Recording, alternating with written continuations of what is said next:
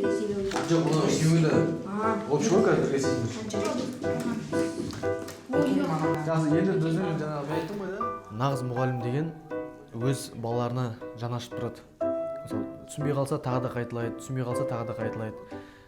Сондықтан егер бала бір теманы немесе бір есепті түсінбей жатса, ол енді 99% мұғалімге байланысты деп айтуға болады. Сондықтан біз кез келген есепті түсіндірген кезде бір қызығырақ қылып түсіндіруге тырысамыз, бір өмірдегі бір заттардан алып, мысалы бөлшектер болса, қарапайым өмірде бір керемет нәрсе емес, бірақ алманы аламыз да, алма ортасынан бөліп, жартысы, мынау жартысы, мынау жартысы, екіден бір бөлу, екіден бір бөлу. Міне математика, қарапайым өмірдегі. Және мен өз балаларыма айтам, әрқашанда математика ол жай ғана қосып, бөліп, тарс амалдарды қолдану емес.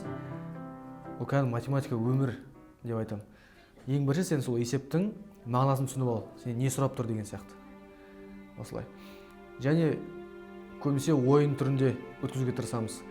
Яғни кез келген бала, 5-6 сынып, ол 10-12 жасар бала кәдімгі. Ал кез келген бала ол ойынға жақын.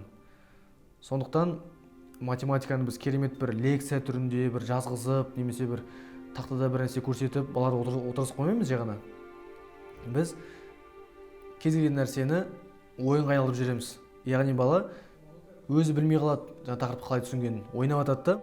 Мысалы, фигура өткен кезде әртүрлі пішіндерді, мысалы 2D, 3D форматтағы, сонда біз өзіміз қолымызбен жасап көрдік сол фигураларды.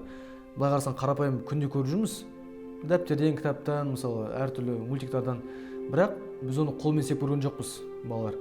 Сөйтіп біз оны қолмен істеп көрдік та, өз қолымызбен ұстап көрдік, қыры қайсы, бұрыштары қайсы, төбесі қайсы, жақтары қайсы деген сияқты. Сол кезде балалар былай қарағанда жай пластилинмен, мысалы пластилинді умаждап, жай ғана бір ойын түрінде өздері қабылдады да, бірақ былай қарасаң математиканың бір тақырыбын игерді.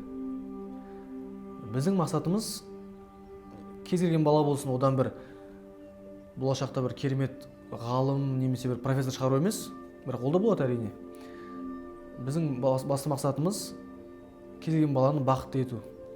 Осы математика арқылы кішкене болсын баланың алдағы өміріне әсер ету, жарқын болашағына бір үлес қосу.